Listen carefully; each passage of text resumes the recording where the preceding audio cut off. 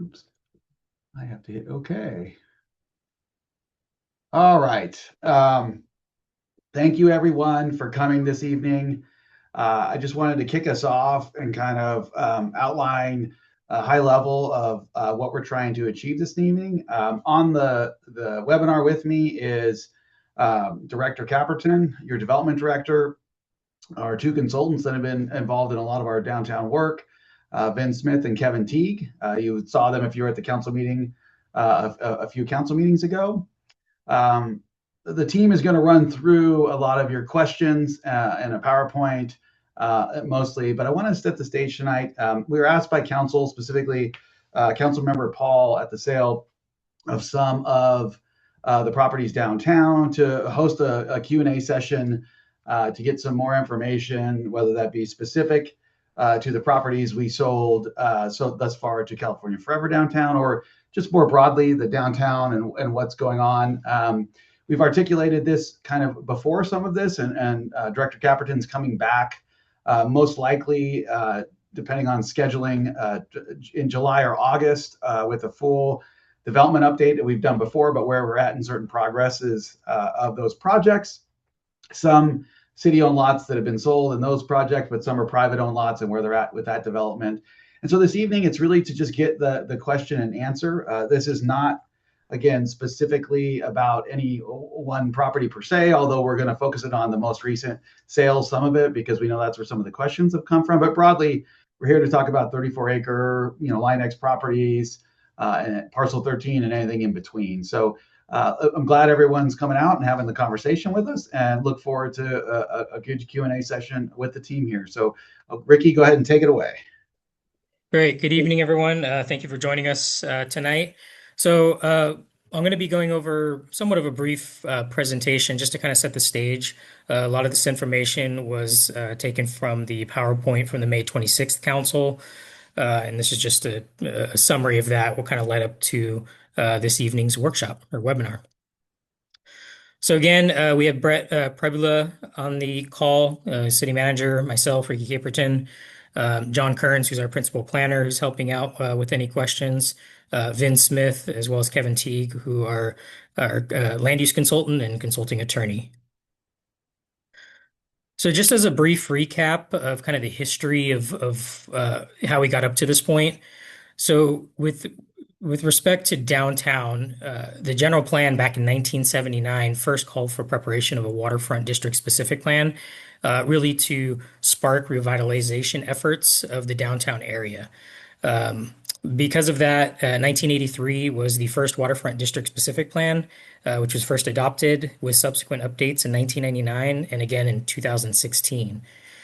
Fast forward to 2024, Cosmont was hired to prepare an economic development and implementation plan, which includes, among other things, a recommendation to dispose of government-owned surplus properties as a way to spark that revitalization effort, as well as help towards the city's budget.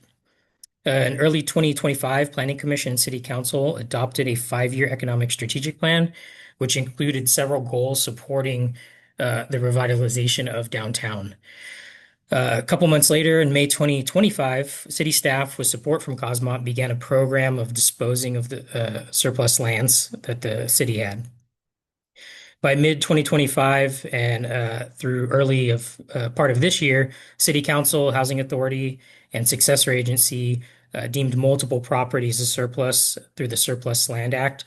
Not all of those are in downtown, but a fair amount of them are. And then most recently, in May 2026, the City Council, Housing Authority, and successor agency approved the sale of 7 properties in downtown. So this is just a brief summary of those transactions. Again, if you want to refer to the staff report from May 26, that has more of an in-depth review on these parcels. But for purposes of tonight, these are just the high points. So there are 3 total transactions. There were properties owned by the successor agency, which was 701, 711, 713, and 717 Main Street. There was a housing authority parcel in that kind of same grouping that was 707 Main Street. And then there were two city-owned parcels, which are the surface parking lots near Lawler House and the theater. So some of the high-level key terms of the purchase and sale agreements was that the purchaser has to enter into a development agreement within 18 months of the closing of escrow. Also, there's a right to repurchase the properties if the buyer does not perform on those timelines to enter into that development agreement. And there's also a repurchasing clause in there that within 1 year of the 18-month timeline, that the city has the option to purchase the properties back if the purchaser is not performing pursuant to those timelines. And then just for other information, there were questions during that council meeting regarding the future development. At this stage of the game, that's not known yet. It's very common that uh, the development plans usually come at a later stage in the process. So all that we do know or anticipate is that it's going to be some level of mixed use, which would be consistent with the goals and policies and vision of the waterfront specific plan. Right now, those properties that I just mentioned, they're currently zoned either downtown mixed use or Main Street mixed use, and that requires it limits maximum heights to between 50 and 60 feet. Doesn't necessarily mean that's how tall they're going to be, but those would be the maximum heights permitted under the current zoning. So for the webinar purpose and format, as city manager mentioned earlier to start the meeting, this was a request from council member Paul, which also got support unanimously from council, to hold a webinar to address any comments or questions related to the property transactions recently approved by the city. We do have up to 1 hour for the webinar, so we'll try to keep it within that. Questions received ahead of time, I will address first. We did get two questions leading up to this meeting, so I'll address those first. As well as after that, we'll move into question or comments, which you can type into the chat box, and we'll answer those live there as well. So with that, I will go ahead and I'm going to stop sharing my screen, and then I will address the questions that I received leading up to this meeting. So let's see. Earlier this week and throughout the weekend, there were two questions. They were related to what is commonly referred to as the 34-acre lot. If you know where the water tower is, right off of Highway 12, that large swath of vacant land, totals approximately 34 acres. And the first question was, and I'm going to read it verbatim. Says regarding the 34-acre lot off Highway 12, has the city considered enticing someone like Topgolf to fill the lot? The entertainment would bring visitors from far and wide to the city, and with the proximity to the train station, you could pull in from 3 colleges with rail access. I've driven 2 hours from Suisun to Santa Clara for Topgolf, so it would be a nice pull from the northern parts of the bay who don't want to fight the traffic. Additionally, once here, they may be inclined to stick around downtown if downtown had a draw like antique stores and bookshops. So the 34 acres was, or those parcels were part of the Surplus Lands Act and deemed surplus. Right now, we are currently in the process of reviewing an administrative draft of a request for proposal to solicit bids and see what kind of interest there is from developers. As part of that, I think one of our key focuses, among other things like housing, is going to be trying to get some sort of entertainment or community entertainment type use. While we don't have any direct say really on if it's going to be a Topgolf or not, it is our idea and our intent to try to solicit some sort of community entertainment use as part of that. So we're hoping that RFP will go public sometime within the next month or so, and then we'll see what kind of interest we get from that. And just to add, think of it like commercial tainment. So think of, Topgolf is, and we have actually ironically talked to Topgolf a year ago when I was here. If they take 14 acres to do it, so it's a large part of a site if they do go into it. It also went through some ownership changes. It used to be owned by Callaway Golf specifically. Now it's a wholly owned public subsidiary of them. So it's a very different ownership structure and how they're looking at their growth. But broadly, we're thinking of things like escape rooms, things. Believe it or not, the San Jose Sharks, I talked to about 6 months ago, are bringing back ice skating arenas with great restaurants inside them as entertainment commercial spaces that drive sales tax and people. So I think that is the mindset, as Director Caperton mentioned. The other part on that site is we're in discussions with North Bay about how a development partner could put a clinic and imaging center, workforce housing related to that, and urgent care all right there. And it would be the first, if we can get this done as part of the agreement with whoever develops the site, the first healthcare facility in Suisun City. And that stops everyone to have to always go to Fairfield for that healthcare, which keeps those dollars directly, not just on the healthcare side with not having to go as far, but keeps any dollars that on the site where you might go to a commercial restaurant or something once you go to the doctor's office there here in Suisun instead of leaking to Fairfield. So that's just a little additional context on that property specifically. Great, thank you.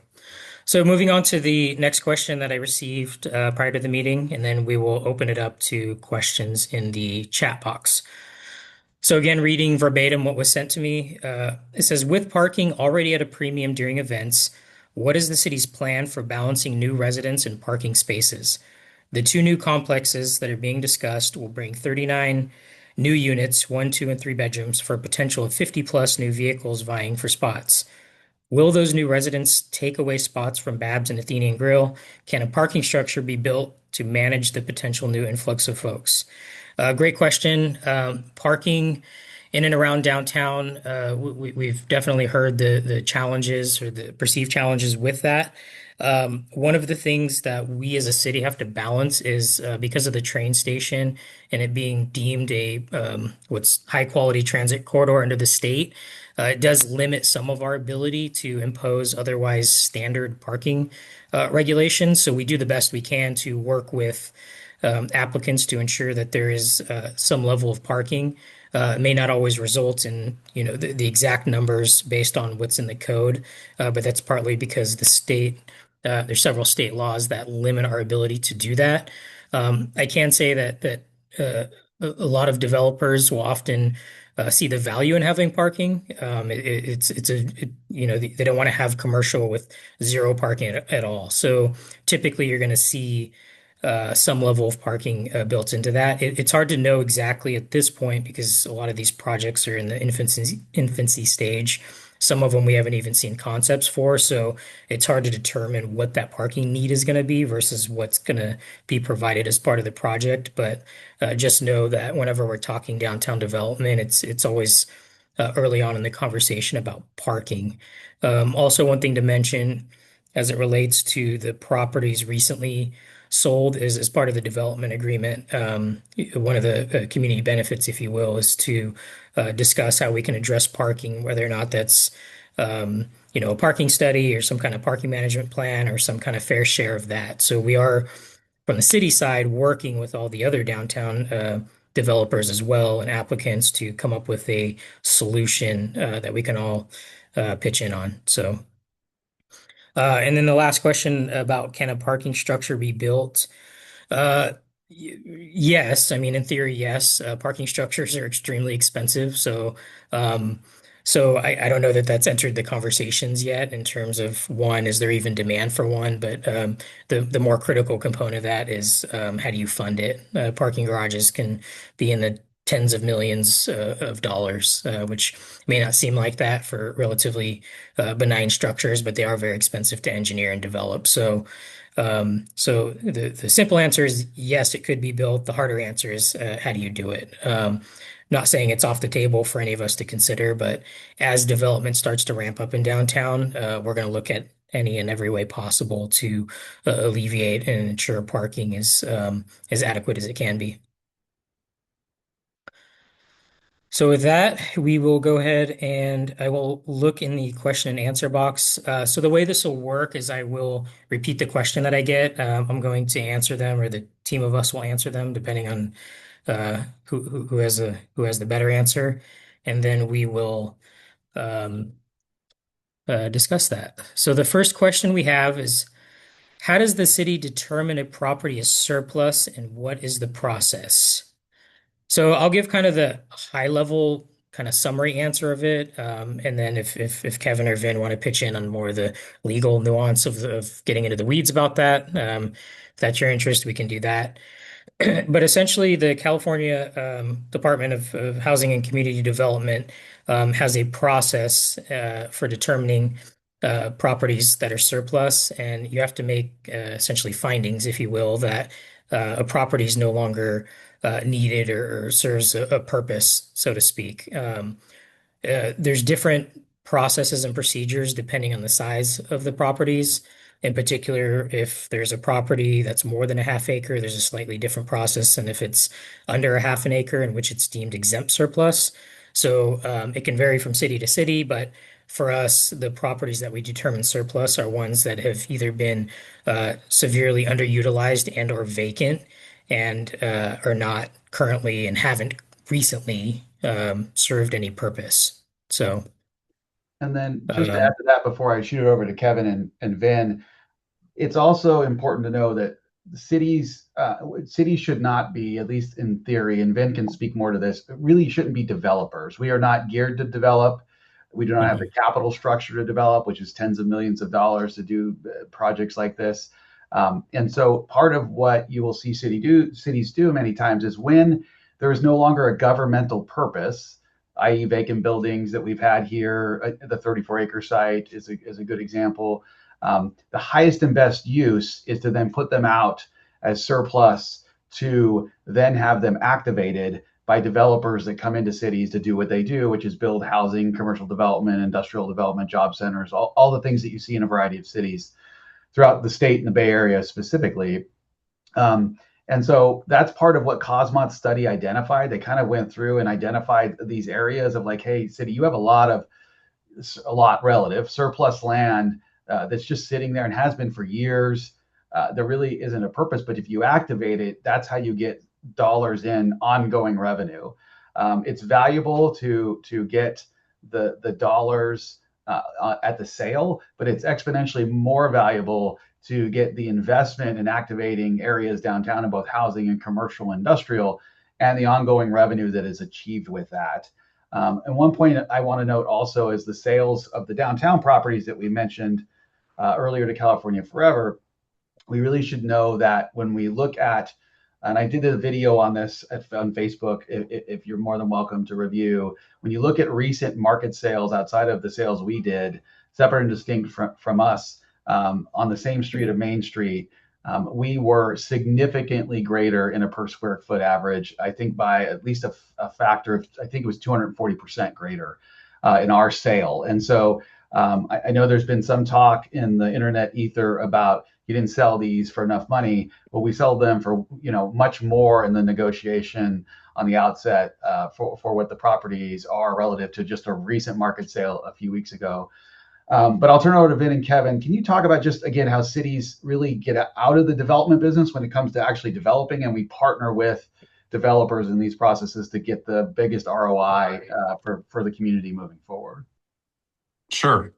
Just to support some of what Brett and Ricky said, um, the city council adopted an economic development strategy. That strategy specifically talks about the sale of city-owned assets, properties, for the purposes of development. So the goal is to initiate, spark, incentivize development on properties, specifically in the waterfront district specific plan, not necessarily just for the sale of the property itself. So the question is about how the surplus process happens. I think Ricky did a good job of explaining that. But certainly, and Brett did a good job of sort of saying, well, why would we even do that? Why would the city even do that in the first place? And because the city was largely a redevelopment agency for its downtown properties, there's a lot of property that the city does own, and it's best placed in the private sector's hands to make something happen in your downtown and try to initiate some development. Beyond that, I think I don't have much more to add. Brett kind of covered most of it. Great. Thank you. So that was the only question we have in the chat box. So actually, we just got one in. So the next question, it says, what is the actual buyback cost of the property sold? What did you pre-agree to? So I don't know if Vin or Brett, depending on who's more familiar with the number side of it. Ben or And if Kevin you need me, probably have the on those specific y- parcels what our y- buyback would be if it was triggered. Which the goal is that it's not. Just so you know, the goal is that it not because we want them developed. But do you guys remember exactly what it was in the Y- person y- sale? Yeah, it's hi everyone, Kevin Teague here. What was negotiated was um, purchase the property back at the purchase price sold. Um, uh, with the demolition, if the demolition has been completed, with additional mm, credit for the demo because the city's only giving a partial demolition credit, the cost of demolition are higher. So if the developer finishes the demolition and has expenditures, they can prove to the city those additional expenditures will get added to the repurchase price, plus a 3% CPI, which is just over the next 18 months till it's triggered. and just for those of us who don't know, can you explain what the CPI means as an It's a acronym? Yeah, it's just Yeah. consumer price index escalator just to adjust for inflation based on the Bay Area. Yeah, and for the person who asked that question, I would also refer you back to the city website to the staff report and the attachments and the three draft purchase and sale agreements, which has that language in there, is included. So if you'd like to refer back to it and see what's actually in there on paper, you can refer back to that as well. So thank you. It was a good question. So next question, where does the city list RFPs not only for positions, but for sales of property? Please give the specific website and explain why no longer listed on the city website. So John, I don't know if you normally know where those live. I'm tagging you in on that one. Before John goes, we don't do RFPs for positions. Well, yeah. That's not done. So I want to make sure we clarify like Mhm. so definitely when we hire staff, it's not anything RFP. There we use NeoGov and government jobs to recruit for vacancies. That's the question being asked, and I'm reading just a little bit into it to try to decipher a little bit. So I'll just start that, and then John, you can take it over from there.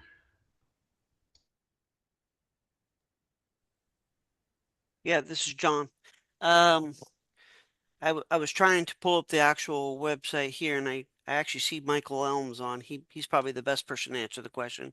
But at least prior to the switch over to the new website, we did have a dedicated location for RFPs.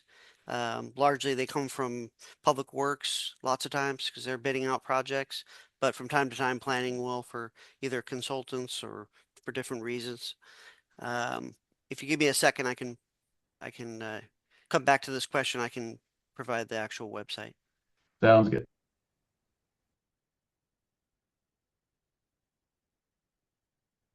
Yeah. So for now, I'm going to hit done, but then we'll come back and revisit that um, in just a second. So there's no other questions in the queue. So if there One, are one, any questions, please do One type thing, them in Ricky, there. I heard on before you go to the next one is there's some public rhetoric that like, well, you only get 10% of the sales. And I think it's important to clarify that there are certain properties we sold that are in both the housing authority and redevelopment ownership from that era that Vin talked about. Those get 10% of the sales. But the vast majority of what we sold, including the two parking lots, 100% come to the general fund. And that number was well over, I think it was 1,035,000 for this set of sales that comes directly to the general fund with a small portion of the other areas of parcels that sold that go to us. And that's because when you have a property owned under redevelopment or the housing authority, most of that goes back to the state of California and the other taxing entities within that funding stream throughout the state. Just to give clarification on some, not a question, but I've heard it a lot on the internet at this point. Okay, and then the next question, it was clarified that the person meant projects, not positions for the Got it. RFP. So just as a kind of a general answer for that, not necessarily related just to projects, but when RFPs go out, whether it's to hire a consultant or for other reasons or public works projects, there's generally procurement rules and regulations. A lot of it can be tied to the type of project it is or the amount of the contract. Generally, the city manager has the authority to sign if it's a relatively small amount. Part of the reason is one, it can be expensive in time, staff time, and resources to put out an RFP, for example, for maybe a $5,000 consultant. You're going to end up spending $30,000 in staff time. There's other reasons for not having an RFP. And again, I'm not specifically talking for bidding on properties, but just in general, the RFP procurement process kind of varies based on what it is, the amount, and other factors. Mi Michael's raising his hand. I think he would like to respond to that. To Okay, that answer. Michael Elm is with the city manager's office, so he's going to pitch in on that answer. All right, Go I ahead, just Michael. put in, can you guys hear me? In Yes. the Q&A, I did put in our request for proposals subpage off of the city clerk page on our website. So you can take that link and put it into your browser if you'd like to look at our current list of RFPs. And to add to that, I also responded to Donald LeBlanc's question with that link as well. So it's in two different spots. Thank you. Thank you, Michael. Sure thing. So the next question is, were the sold properties put out to bid? If so, when, where, and how was it done? Um, Yeah, so on this particular one, again, there's different rules and regulations. One for the Surplus Lands Act, these properties were deemed what's called exempt surplus. So there's slightly different rules or procedures, if you will. Because they were deemed exempt surplus, we weren't required to go out to an RFP like we are on, say, something larger like the 34-acre parcel, which is going to go out to an RFP. So to answer that question, they were not put out to bid. Okay, next question. It says the sign posted on the new apartment business building next to Bab says there will be off-street parking. Where will that parking be? So the sign posted on the new apartment business building next to Bab says there will be off-street parking. Where that parking will be? I'm guessing that's referring to the Lion X parcel, which is the couple of vacant parcels in and around Bab. So I will take that as the assumption. If it's not, you can clarify the location. Um, so that project, they don't have a complete application yet. As part of that transaction in which the city used to own those properties, there's actually three vacant parcels, one of which is on I guess it'd be the northeast corner of Solano and Maine. Based on the preliminary plans, that's where some of the parking will be proposed there. But again, they've only done one submittal and they still have some more items to submit to us before we can process that in earnest. So that's where it's tentatively planned to be for that project. And just for those that are interested, that particular project is having a good neighbor meeting on June 17th, which I believe is next Wednesday at 6:15 at the community center. Okay. So next question. Is there a moratorium on how tall buildings can be on Main Street in Old Town? So is there a moratorium on how tall buildings can be on Main Street in Old Town? Currently, there's no moratorium on how tall the buildings can be. When the waterfront district specific plan or the most recent iteration of it was adopted, depending on the zoning, but most of the stuff in downtown is allowed to go up to 50 or 60 feet. But again, it's parcel specific. So there are some areas where it's lower, but in particular along Main Street, the maximum height limits are between 50 and 60 feet.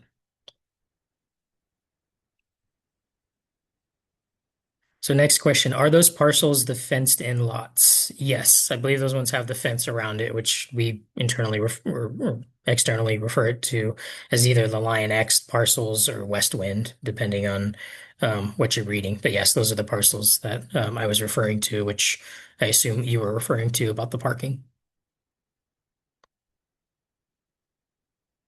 So next question, one more. It says, do you know that is happening with the Harbor Theater and Lawler Ranch House? I assume it's, do you know what is happening? So do you know what is happening with the Harbor Theater and Lawler House? Yeah, so currently those were also deemed surplus through the Surplus Lands Act, the Lawler House several years ago, the Harbor Theater more recently. Those are currently under evaluation. We've not been directed or discussed anything with council yet in terms of price and or who the buyer is, but we are currently evaluating those with the purpose of disposing of those at some point.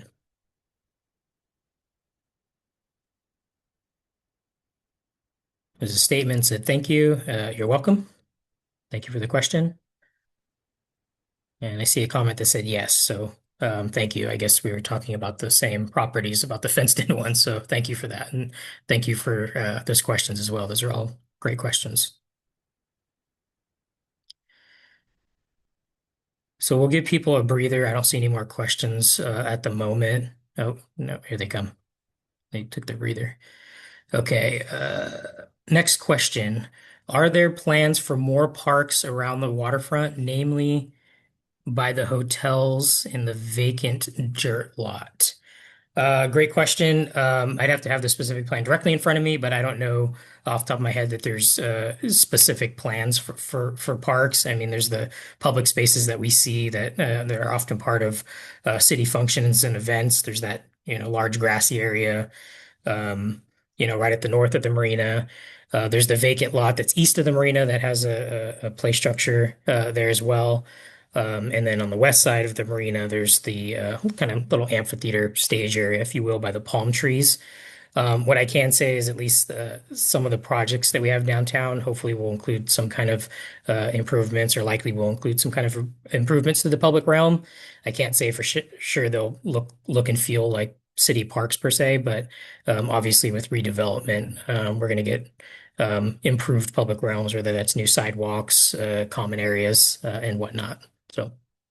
And then just yeah, if they're referring to the property next to Mike Day Park, which Yeah, they may be, that is owned by a developer and has been for a long time. Developer that's developed the hotels themselves, actually, that's years correct. ago, and they are planning to turn that into and working on a pre-application with the team, turning that into a variety of three-story with rooftops for sale properties that you can purchase with the largest ones being on the outer rim on the waterfront and internally somewhat smaller for purchase properties there. That's at least what the developer has flagged for us in our initial conversations. So if that's the area you're referring to, that would be turned into that ultimately, probably within the next 5 years is the goal between planning and construction for that property if the developer continues the pace that they're doing right now. Yeah, and just kind of just to dovetail off that further, there's another agency. Their acronym's BCDC, which is Bay Conservation something or other. But their sole mission is to, in and around the water, is to ensure and maximize public access to the water. So even with that dirt lot that Brett was just speaking about, at least the frontage part will have to include, I would say probably elevated design features, if you will, to ensure and to maximize public access in and around it. So there are other agencies, even outside of us, that have jurisdiction with the mission of public access, beyond even our control. So that's another kind of oversight, if you will, that developers in and around downtown often have to program into their developments. Good question. So I'm going to try to splice these together because I think this person hit send too quickly. So it's a partial sentence and then a revised sentence. Um, So this question, will the parking lots sold be developed? And then it says if so, and then it's blank. But yes, the parking lots that were sold, the intent is to develop it in the future. Again, we don't have what the plans are yet. It's premature for that. The public will know long before anything gets developed there what the plan is. We just don't have that today. But yes, the purpose of it is to be developed. Next question. If the parking lots are developed, where will those going to Social Security find parking? So, oh, whoops, I hit done. Sorry about that. Let me go back to it. I accidentally hit done too quickly. Okay. So going back to that question, if the parking lots are developed, where are those going to Social Security find parking? Again, it's somewhat of an unknown, partly just because we don't know the exact demand even for parking because we don't know what the plans are yet. But again, it's safe to say that some level of parking is going to be programmed in there. So that's part of what we'll need to work out once the projects actually come in earnest and we start reviewing. Those are the kind of um, issues that we start looking at and trying to solve. So I can't say for sure where they're going to find parking. There's certainly the parking lots next to it that are not sold near Babs. So they're parking there. And then there's certainly the parking lot that's parallel to the marina. So there's some spots there, which is across from the Social Security. And then there are some spaces, as you know, first come, first serve along several of the streets down there, including Main Street.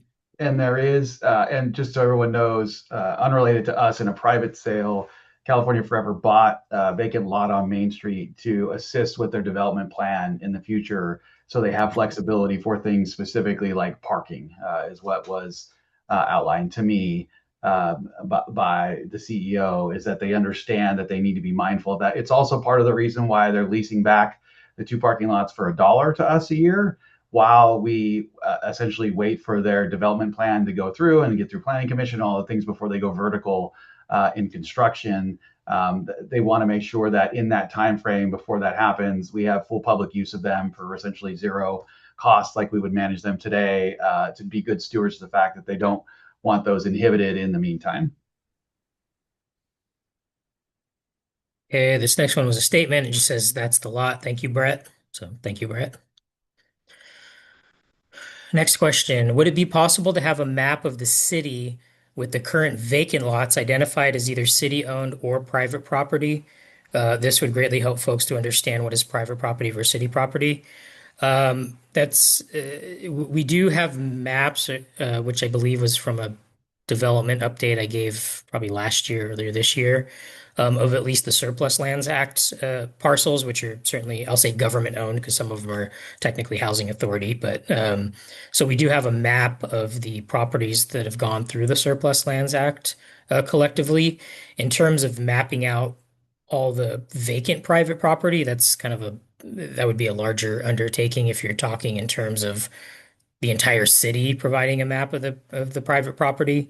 But at least in downtown, I can mark or I can create some kind of image, which I think one exists now, of the surplus properties in downtown. And then if you see anything else that's vacant that isn't marked, then it can be assumed that it's then private. So hopefully that helps, and I can provide that. And as Brett said, I'm doing another development project update sometime in July or August, and there'll be a map in there as well, or at least a revised, updated map. So you can keep an eye out for that as well.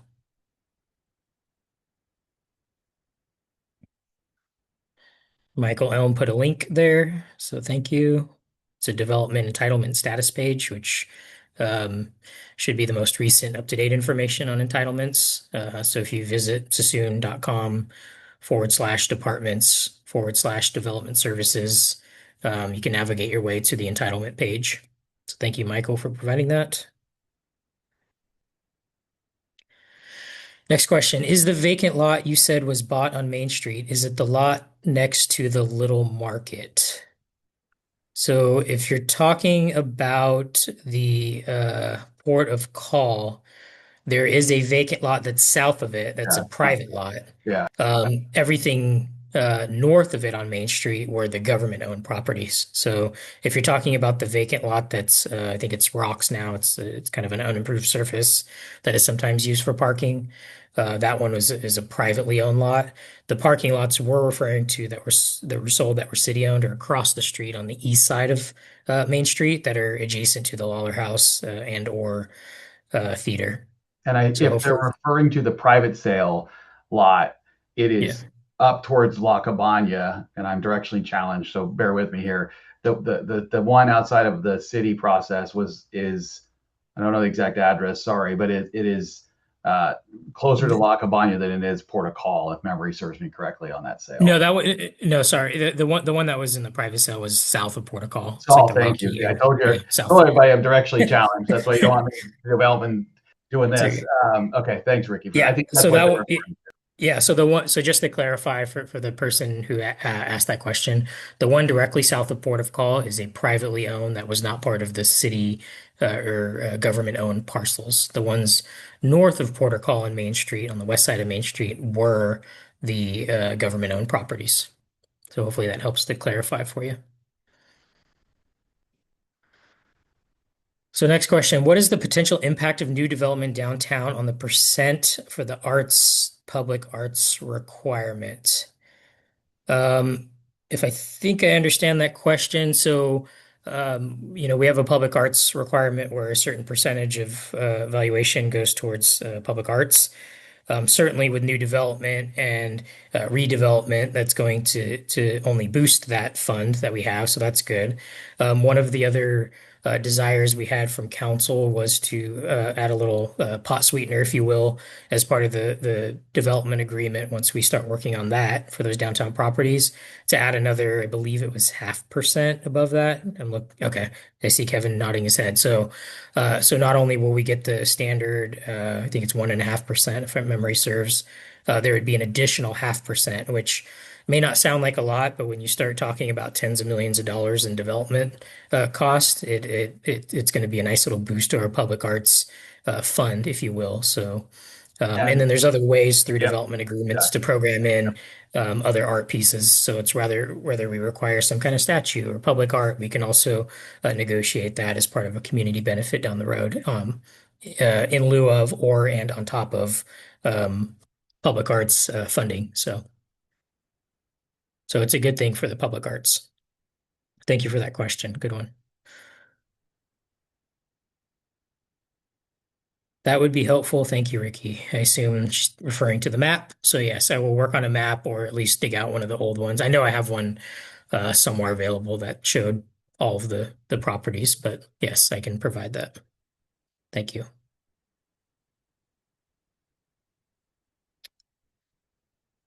So we have about another 15 minutes or so. So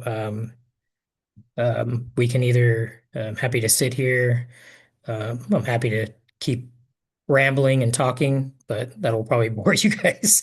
But if anyone has any lingering questions, I'm happy to stay on the call and answer what I can. One thing I want everyone to know is part of the goal here when we talk about housing, and I think there's a lot of misinformation sometimes you hear from the internet and even sometimes public comment is around this affordable housing component, and that apartments are always Section 8 and everything in between. And so I want to let everyone know part of our goal is to diversify the housing stock in Suisun City broadly from what's referred to as multifamily on a variety of levels, from moderate income to moderate low, all the way up to market rate, like you see at the Lawler Apartments, to townhome product, walk-up townhome product, which is a very popular product in affordability in today's world because most people don't want the yards, all the way to figuring out areas where we can have a little bit more of a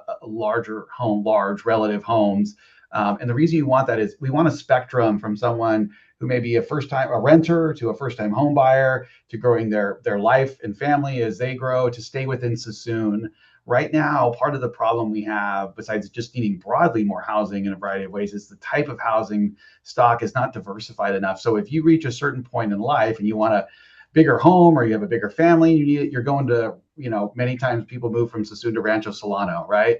or Paradise Valley because of that, because we just don't have that housing stock. So part of what we're trying to achieve here with a variety of these projects on the residential side is how do we get a mix of that product type that can benefit the community from a cost perspective, but also a stylistic and size perspective that keep our residents again here, spending their money in Suisun, living in Suisun as their kind of lives grow both up and backwards. When you maybe become kids are out of the house and you're like, I don't want this home anymore. I want to live in something smaller, and we want both sets of that. So that's the goal that we're talking about here. It's not this kind of quasi state of California, putting just affordability for everything. That's not what's happening broadly. And so I just want to take that stigma away from kind of the concept of housing here in Suisun City. Okay, we have a couple more questions that are trickling in. So, one of them is more of a statement. It says, I think we have a couple people trying to access. I've had a couple of messages for the link, so thank you. I see somebody else new has joined, so we can go to that question. So next question, have you discussed any possible development plans for the sold properties to CF? Again, we kind of alluded to it earlier. It's a little premature in the stage to have that. And that's partly because if you're a developer or buyer of property, whether it's a big developer or even yourself, you typically aren't going to spend the resources if you don't even control the properties yet. So this is a very common linear process and how it's going. So as the development agreement gets going, that's when we'll start to see some development plans or at least concepts or ideas from the applicant. So at this time, no, but again, the best documents referred to at this point is what's allowed, at least conceptually, through the waterfront district specific plan for those zone districts of downtown mixed use or Main Street mixed use, because that really sets the framework of what their plan will have to meet. So thank you for that question. So next question, which we answered earlier, it says, hopped on late, so sorry to ask a question from earlier, but wondering the answer to Donna's first question, how does the city determine a property is surplus? What is the process? Did that apply for these properties? So we answered that pretty early on, but happy to recap that. So the State Department of Housing and Community Development, or HCD for short, lays out the process for how to deem government property surplus. And there's slightly different processes depending on the size of the property or properties. And if the property is a half acre or less, it's deemed exempt surplus. And I put quotes because it's a term of art for the process.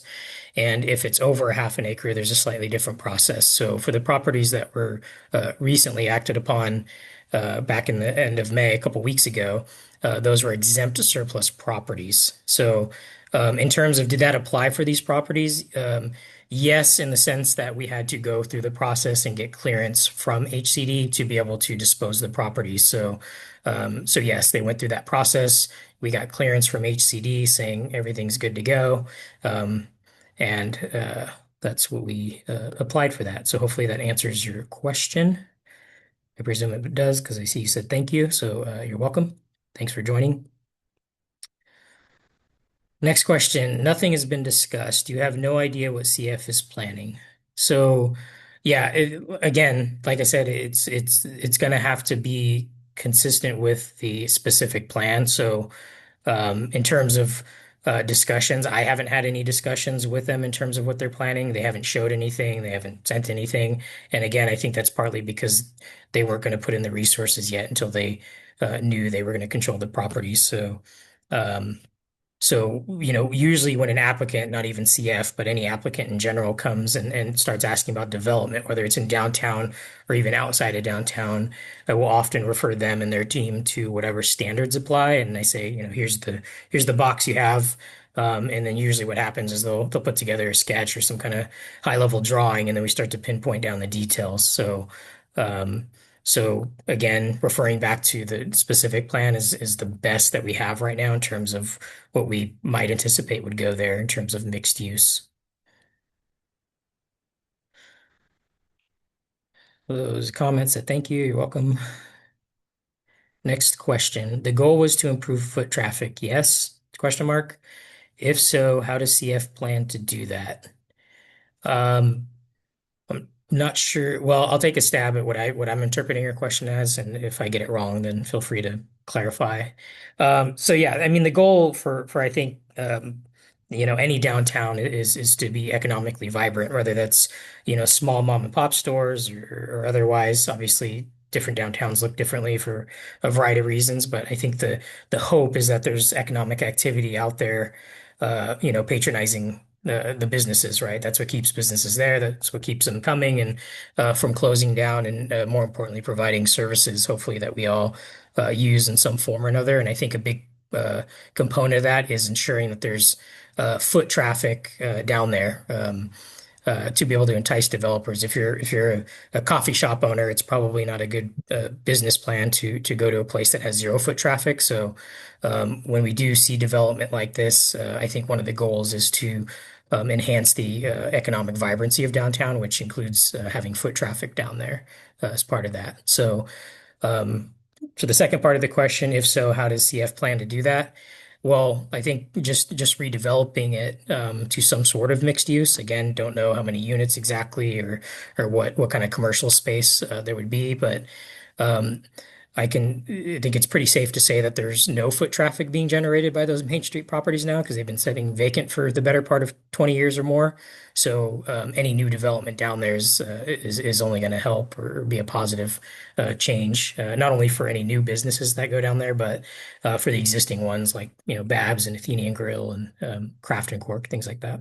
And that's one point I want to add to that, Ricky. You just kind of did is the one thing we've talked with CF or I have with the CEO is we are not going to do anything or allow them to do anything that will gentrify the core levels of businesses that have been a long part of Suisun's history. So yeah, Babs, Joy of Eating, Athenian, Cast Iron, Waterfront Comics, Craft and Cork, those types of businesses, and then there's more than I'm probably naming in that zone right there. We want things to enhance them. And so that's kind of the broad guidance within the specific plan and mixed use that Ricky mentioned. But we are the one thing that, and they are firmly okay with it and started to talk with some of the business owners down there is, yeah, we're not going to gentrify the current business you have or try to do anything to get you out. We actually want it to enhance the ability for them all to be successful, including the new Fedora Lounge that used to be the Marina Lounge that should open up in a few months here as well. Yeah, and then I know Kevin had a add on, I think, so I'll pass it to Kevin.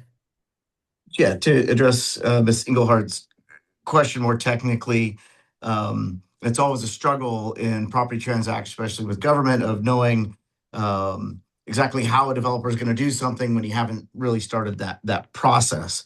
So having done a lot of these, we anticipated in the purchase agreement. That's why we require the development agreement. In the purchase agreement itself, the development agreement calls out a number, or the purchase agreement calls out a number of things that the development agreement has to address in that public process to get to the end to keep the property and build. One of those components required in the purchase agreement by the city that they have to address is how they're going to address retail frontages downtown. That goes directly to the pedestrian activity. So while we don't know exactly what they're going to do, we create a process that they have to be responsive and publicly provide how they plan to do this. So we don't know their answers yet, but we created a process to get there. So I hope that helps explain how we're going to bridge that gap from today to the public knowing what's going to happen. Great. Thank you for that, Kevin. So we have about 5 or 6 minutes and 3 questions right now. So I'll try to get through them all as quickly as we can. So first question, any ideas on preventing visitors from being hassled by homeless individuals, a real barrier from people coming to Old Town? I'll take a crack at it, and Brad, if you want to chime in, feel free, or Vin. Yeah, so dealing with the unhoused population from a planning perspective is that it's generally better to have more development and activity down there. And I think once you see vibrancy, hopefully over the next couple of years, or at least development activity alone of constructing these projects that we have in the pipeline, I think you're going to sort of naturally see that the unhoused will slowly move out of that area, for lack of a better way to say it. It's not always going to obviously be the end all or the solution to it because there's plenty of cities that are vibrant that have unhoused issues. But again, I think it will certainly help to get more eyes on the street, kind of using a planning terminology to help curb that. And then two other things programmatically. We have partnered with Edge Community Church. They do a significant amount of outreach every week. We've probably housed, I don't have the last update in front of me, but since we started a few months ago, we've probably housed 12 to 15 people off of the streets in Suisun, primarily the downtown corridors, to them to get them services. In addition, we partner with them on a life skills program that actually provides working pay for individuals to come and do all the cleanup downtown. A lot of things that have happened the last month or so. And that is, I think, 5 strong right now. They have to be housed by Edge for 90 days. They go through a drug test. If they're clean, they then get put in this program. Why this program is important is, one, that type of activity, along with the development that Ricky said, which is spot on, it really allows them to get back to having the agency over their lives and moving forward in their own progression to get out of that unhoused cycle. But two, it also allows those individuals, because of what happened with HR1, which is the federal legislation, commonly you hear it referred to as the big beautiful bill, and what happened in the May revise at the state. Essentially, you have to have a certain amount of working or volunteer hours to qualify for certain government programs, healthcare being one of them, CalFresh being another. And so this provides an avenue for those unhoused individuals to now get the right amount of hours to qualify for those programs, to get, again, to continue to try to get off the cycle of chronic homelessness. Additionally, we received about 40,000 in funding from the state through Ashley in my office in her new role of overseeing our unhoused programs to help support that. And we actually have a great relationship with Capsulato now, and a different state program that is looking to enhance it to even grow it further. So I think the combination of programmatically and development is how we get downtown to alleviate. And I think we've made a big step in that direction. Last year, our point in time count, which is the federal process we go through to determine how many homeless are in a city, was over 70. This year, January's count was sub 40, which is almost 40% plus reduction in 1 year from a lot of the programs we're talking about. And we're hoping that kind of continues as we move forward with more development, as Ricky mentioned. Yeah, and I think just quickly from a code enforcement, because I oversee code enforcement as well, it's often a tricky challenge for us to address because we get a lot of code enforcement cases of like, hey, there's an unhoused person, downtown, and the reason why it's tricky is because, being unhoused isn't in and of itself a crime. So it's a little delicate for us, just to go out there and remove somebody just because they're unhoused. So I get from the public side, it's like, hey, go get them or run them off. It's like we can't actually do that in public places unless there's an actual ordinance being violated. So we're sometimes caught kind of in this rock and a hard place when it comes to working with unhoused individuals. So thank you for that. Good question. This was just a statement, but it said, I've had many people tell me they don't come to Old Town due to being hassled by panhandlers. Understood. Next question. Have you started the development agreement? We have not. So once the purchase and sale agreements are executed, that's when the 18-month timeline to work on it would begin. So as of today, we have not started the development agreement. There was just a comment that said, thank you. You're welcome. Not sure who you were saying thank you to, but I'll say you're welcome on behalf of us. And then statement, those guys are great, which I think it was referring to the groups that you work with, Brett, for the unhoused. They are kind and are doing a good job picking up trash, and I've seen them talking with the unhoused. Justin is the best. He oversees the workers. So thank you. I'm sure they'd appreciate that. And when we next talk to them, we will pass the kudos along. So that was impeccable timing by everybody on here because it is 6:59. So we appreciate everybody's time and effort in being here. I'm sure there's all other things people would like to do on a Tuesday night, but we appreciate the feedback, the participation. Please don't hesitate to reach out to either me, maybe me first, and or Brett if you have any follow-up questions.